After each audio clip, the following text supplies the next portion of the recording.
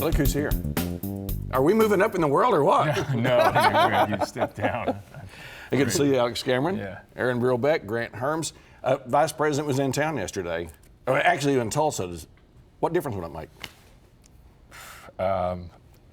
Not much. None. I don't think. Absolutely none. I was thrilled about that.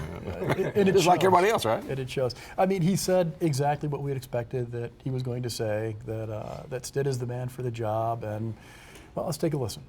And I'm here for one reason and one reason only, and that is that Oklahoma and America need Kevin Stitt to be the next governor of the great state of Oklahoma.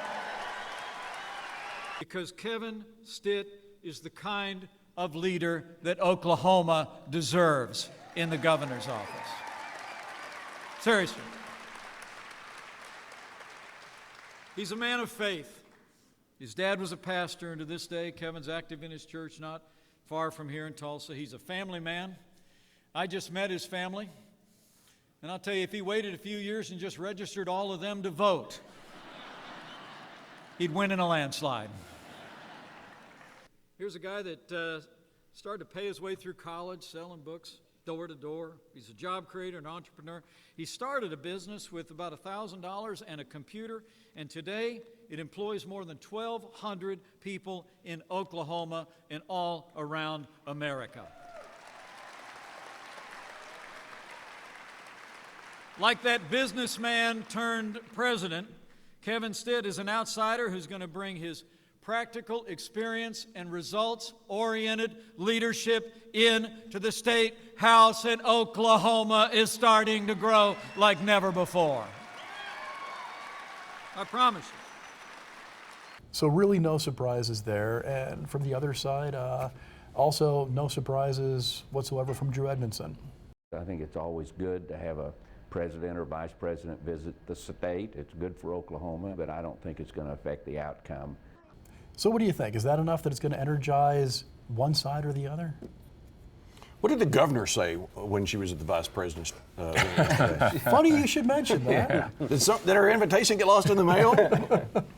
No surprise, really. I mean, you wouldn't expect that they would invite her, as unpopular as she is.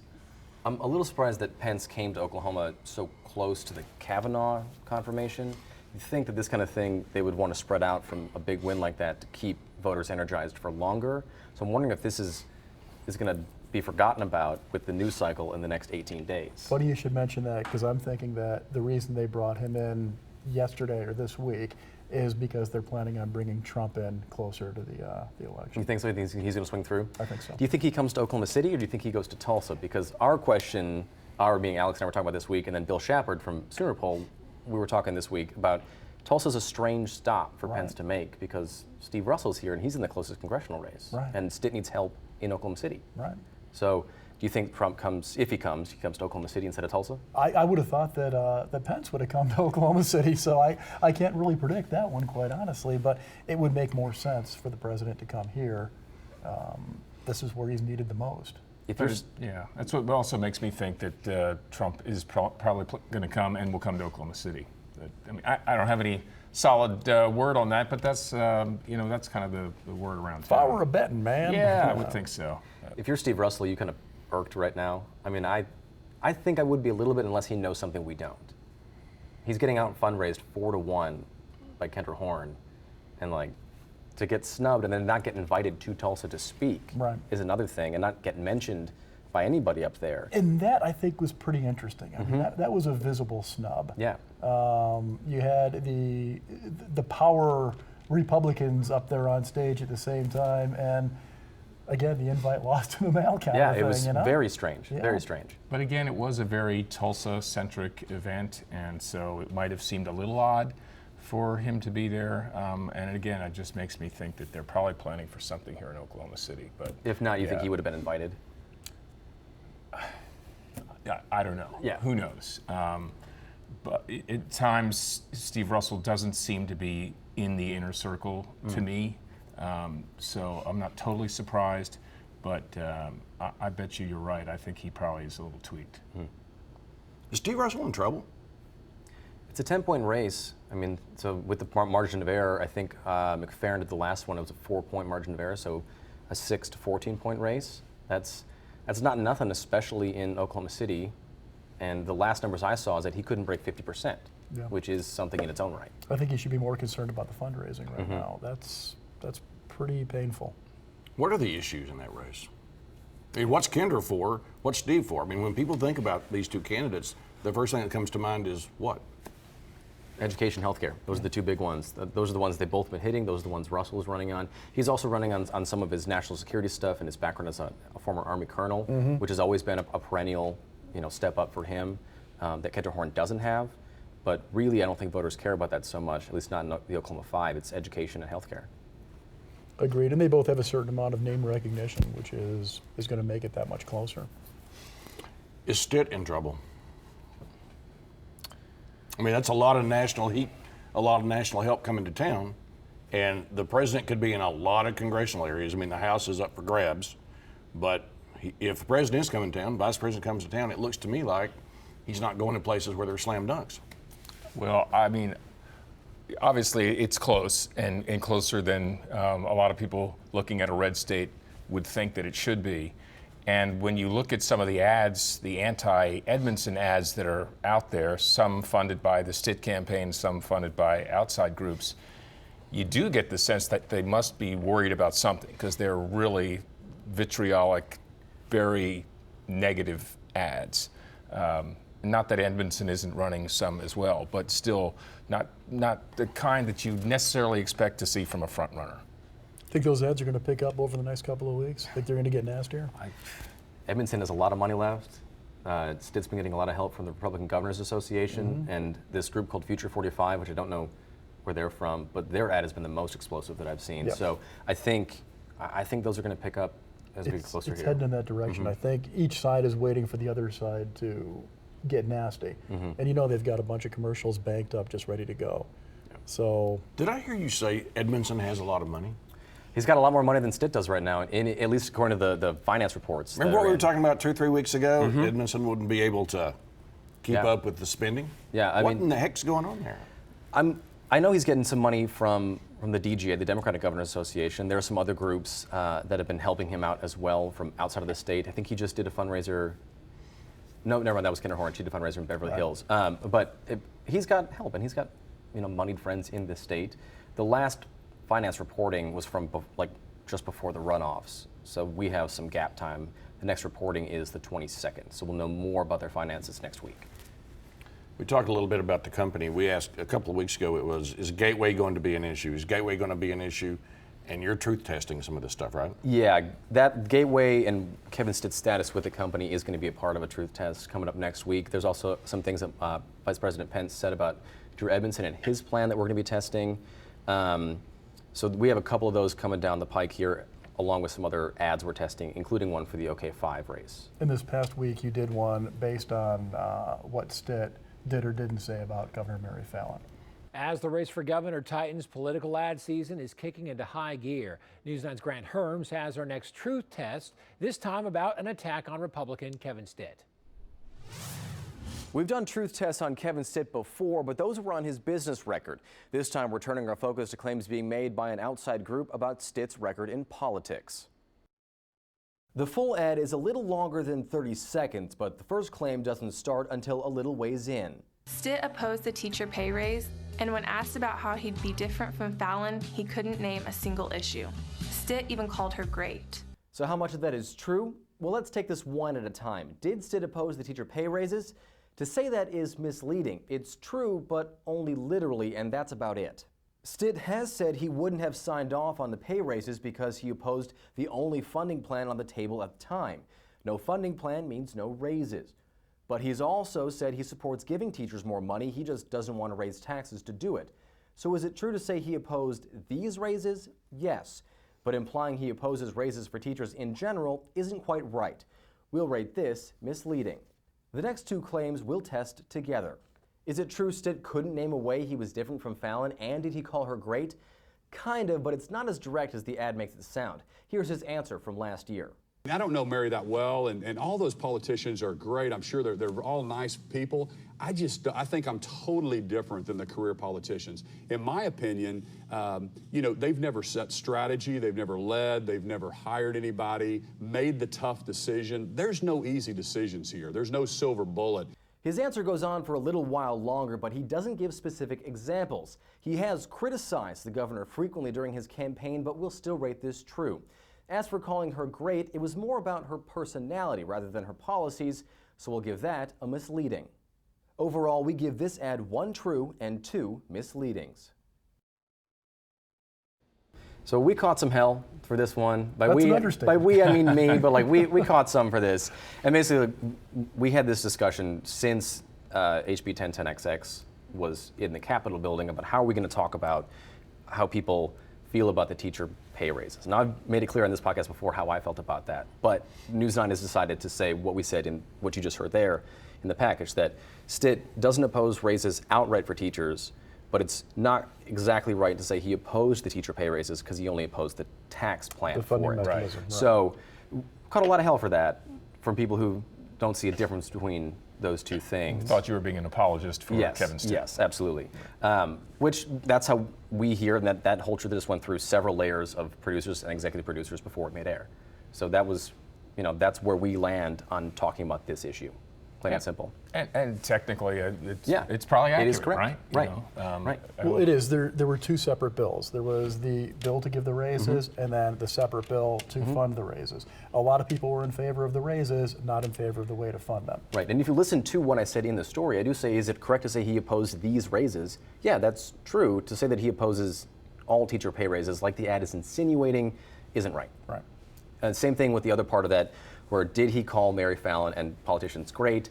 Yeah, those words came out of his mouth, but like contextually, that's not true. That's like just like, oh yeah, he's great. Yeah, great guy. Yeah, great guy. I like the grocery cart bagger too. Like, yeah. Oh, I'm sure they're great people, but right. Yeah. And that's the but part that it wasn't really included. Right. Exactly. So the president comes to town, and then he waves at the cameras. Those people. Just make sure we get your name spelled correctly. All the networks come to town, they go, Grant Hermes. No, let's make sure that we get the spelling right. Can we bring back to Oklahoma for just a moment? Can we talk about Pauls Valley? There's some drama there. It's become a mess. It's considerably worse, I think, than anybody even expected that it would. We knew that the people who were working there were not getting paid. They knew they weren't getting paid. They knew that for a while they're going to be volunteering, hoping that they can switch this whole thing around, get this hospital off the ground. And then the city council, which also serves as the board of trustees for the hospital, decided pretty abruptly to close the hospital down.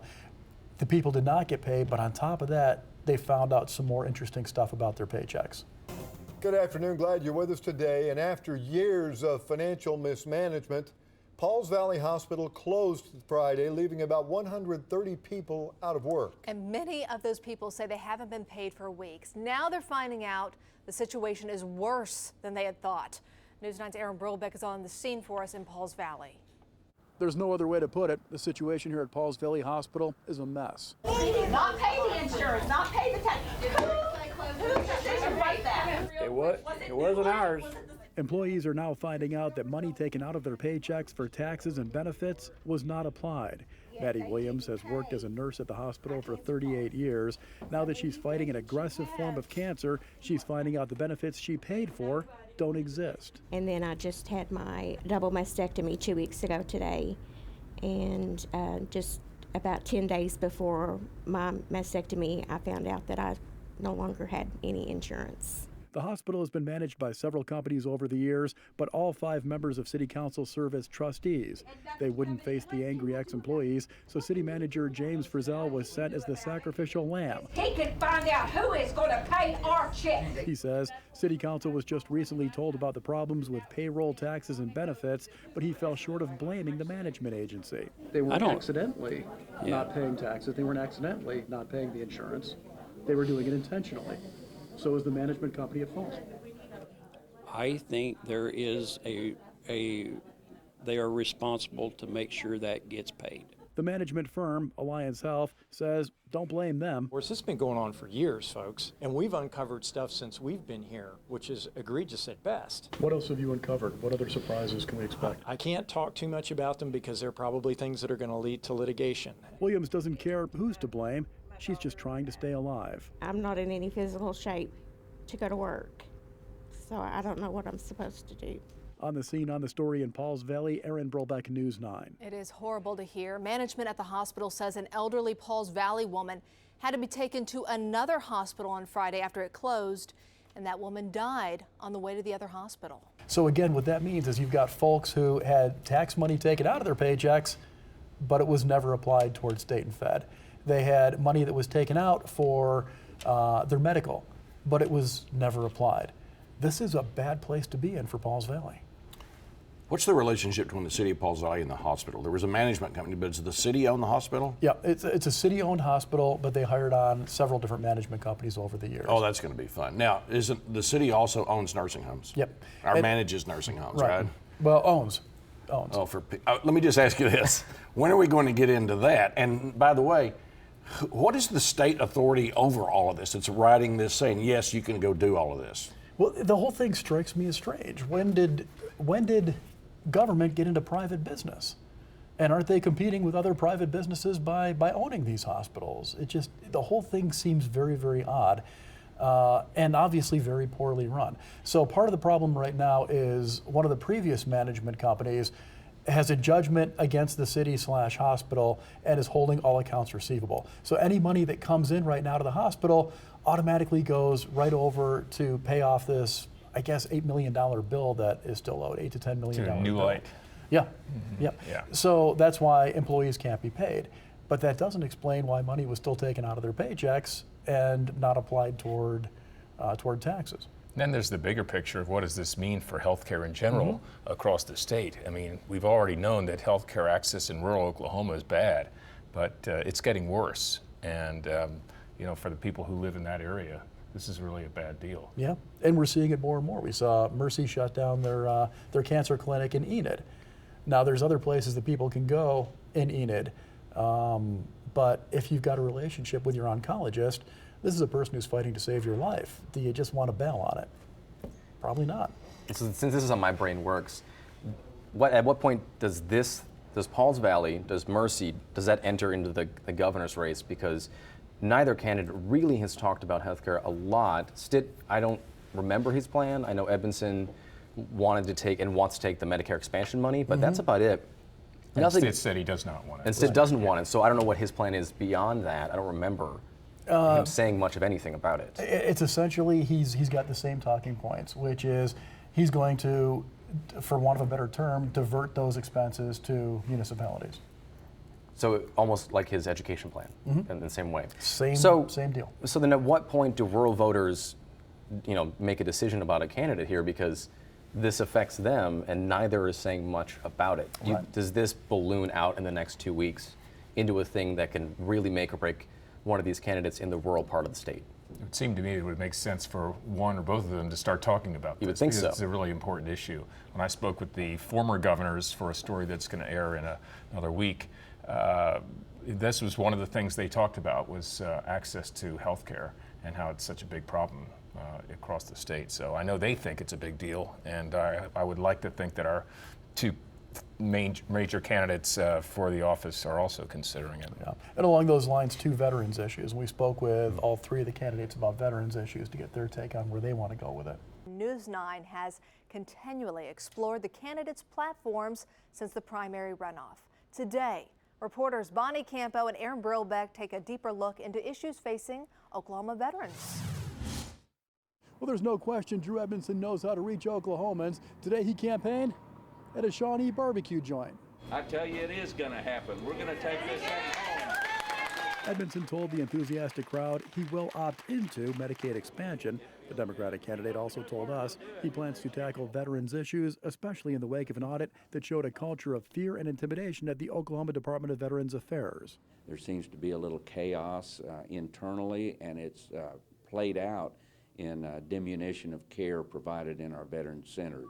Edmondson says he'll also look into keeping the troubled Talihina Veterans Center open. When I was there, it looked to me like a high-quality facility, and that the residents were very happy with being there and the quality of service and care that they were receiving.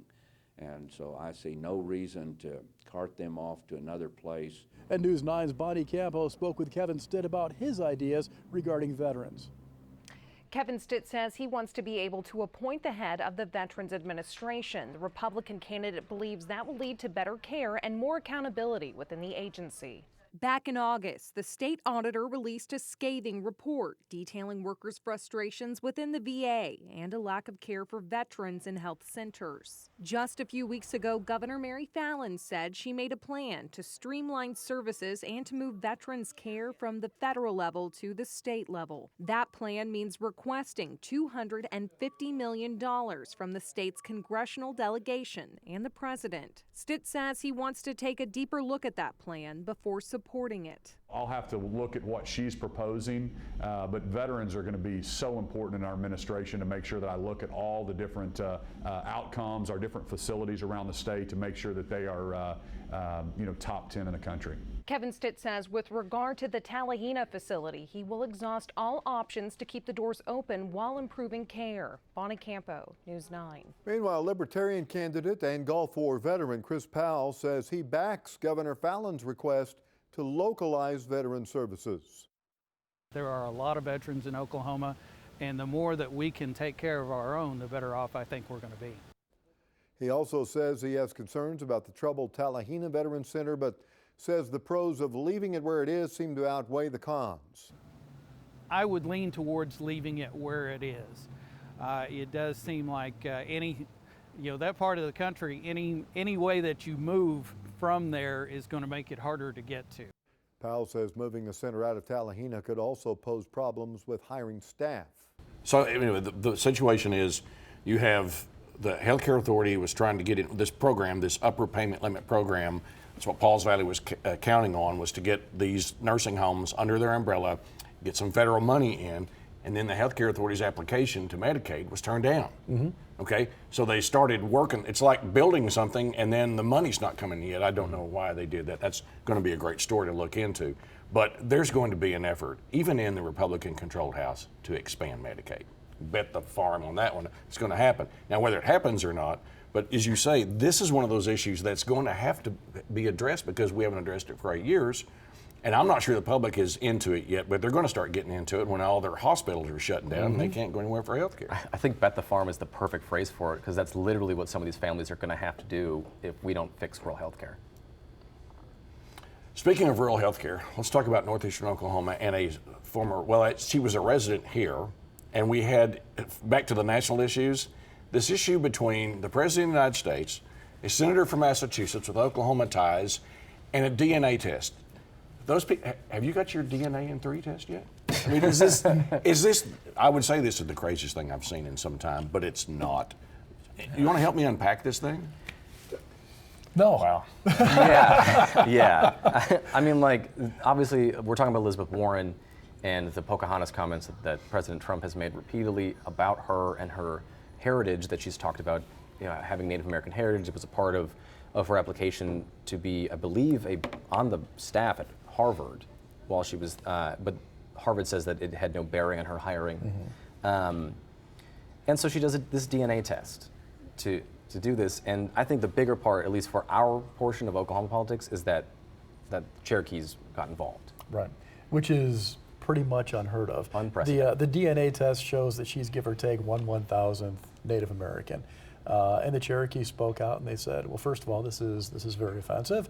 Having a little bit of blood in you, Indian blood in you, does not make you one tribe or another. And they kind of went to town on her a little bit. Yeah, I mean, this is not how they decide citizenship in the tribal nations, is whether you have some blood. They look at your heritage and your family tree, and that's how a lot of them make the decisions. So the fact that she may have a little Native American blood in her, doesn't really. Chances are we all do. She did say publicly that this wasn't about being a member of a tribe or being a citizen of a tribal nation, but boy, it's tone deaf, and it's tone deaf for someone from Oklahoma who's probably going to run for president in 2020, and this might have just killed her shot. And I question the timing of it. Why would she do this? Democrats right are mad at before her for that. I bet. A lot of Democrats have been taken to Twitter, because that's where they live.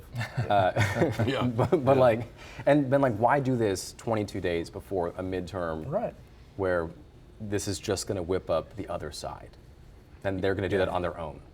Yeah, it's like she tried to play Trump's game and she lost. Right. And it was probably best just not to try to play that game. Do you think that reflects back in Oklahoma at all? Do you think that Oklahomans with actual recognized tribal heritage or membership to a tribal nation, do you think those people are pissed enough to get out and vote against Democrats? Do you think it goes that far? Unlikely. Yeah. I didn't get that sense, did you? I don't get the sense that it rises to that level. I just think that people are angry, and I think honestly, I think that the Native Americans there are a lot of other issues that are more important to them right now, and so if anything, this maybe help to give them a little bit of a megaphone to talk about some other things that they care about. Sure. The happiest guy in the whole United States of America about that was Bill Clinton. Because the day before, Hillary was out there trying to defend him, right? No, that wasn't an abuse of power. And Democrats lost their cookies on that one, right? But then about 48 hours later, the Boston Globe, failing Boston Globe, which is a great paper, by the way, comes up with this story. And people need to read, here's what you need to do. You need to read the whole story, because it was amazing to me to see cable, the one half of Alternative Facts going, say she's a liar. The other, see she's a Cherokee. It's somewhere in the middle is the story. It always is. Yes, it always is. Absolutely. And that's why the free press is really important. And that was not a fake news story. And you need to read that for yourself. Holy cow. Is this how we're going to end it? I think that's it. Okay. It's been fun. From this alternative universe to yours, have a great weekend. Follow me on Twitter. It's @MitchellTalks. Thanks, Alex Cameron, Aaron Brillbeck, Grant Herms, who is soon to be in the national press because the president will be calling his name.